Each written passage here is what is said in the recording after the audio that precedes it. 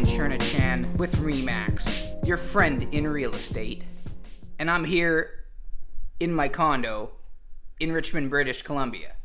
I'm doing this video to explain a bit about what I've been doing lately.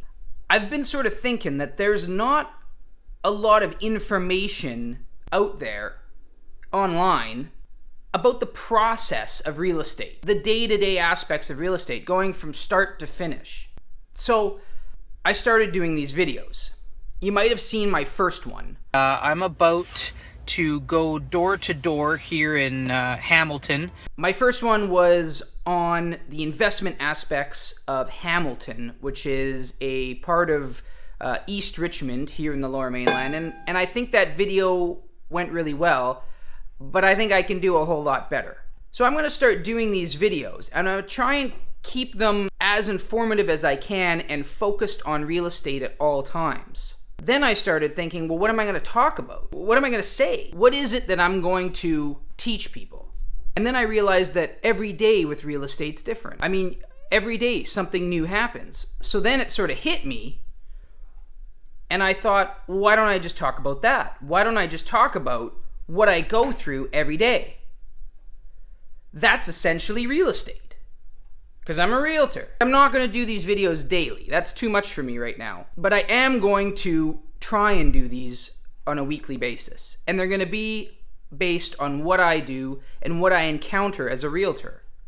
So if you're interested in real estate and you're interested in the process of real estate, or maybe you're just interested in what a realtor does, subscribe to the channel, look me up on Facebook, watch the videos, and I can promise you I'm not going to do anything stupid like show clips of me brushing my teeth or video of what I ate for lunch that day or something like that.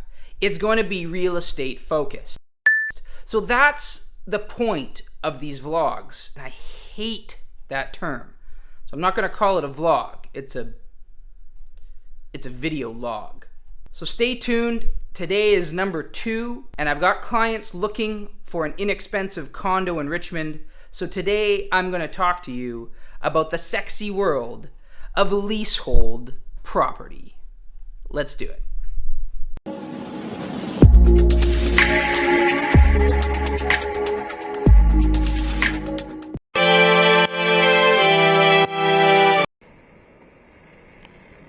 Hey, how are you? Pretty good. Good.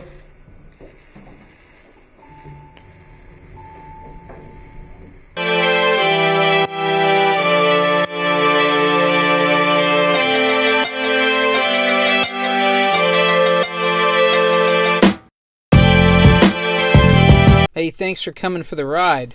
So, what I wanted to explain about leasehold condos, I'm here now and I'm about to meet the client, but what I wanted to explain was something that some people don't think about when they hear of a leasehold condo. Yes, on one hand, you do not own the property, and oftentimes you don't own any aspect of the building itself. So therefore, when property values increase in the Lower Mainland, you're probably not going to see nearly as much of that increase, maybe if any, because you don't actually own the property or the land, someone else does.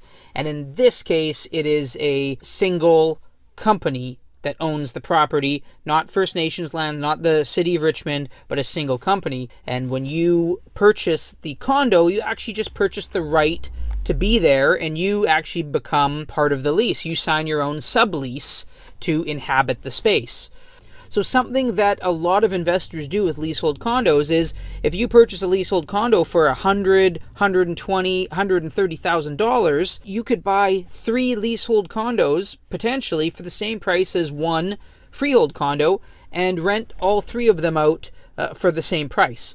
So your return on your investment might be far better than if you bought a freehold condo. But again, I understand you're not going to see that appreciation in the land should the property values keep going up.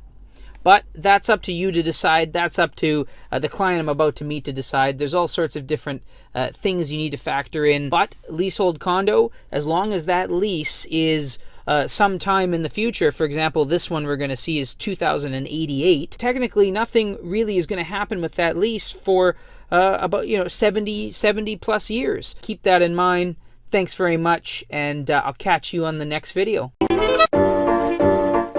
So I thought I was done with that video, and I thought it was all going to work out and we were going to see the property and take a tour, and that sort of happened. So what ended up happening was the other realtor failed or chose not to tell me that the property had an accepted offer on it. I don't know why she didn't just say, yeah, we have an accepted offer, but I don't think it's going to work out, so maybe you should come and see it.